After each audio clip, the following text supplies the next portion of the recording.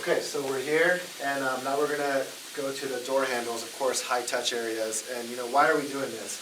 We're doing this so employees can feel protected and healthy coming back to work, reopening.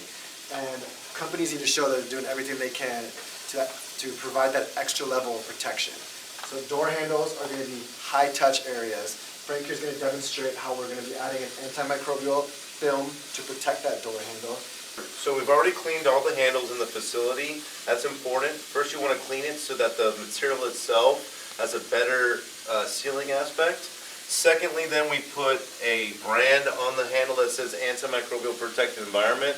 That's so that the staff or the clientele know that they're entering into a room that has an extra level of protection, and I'll do the install.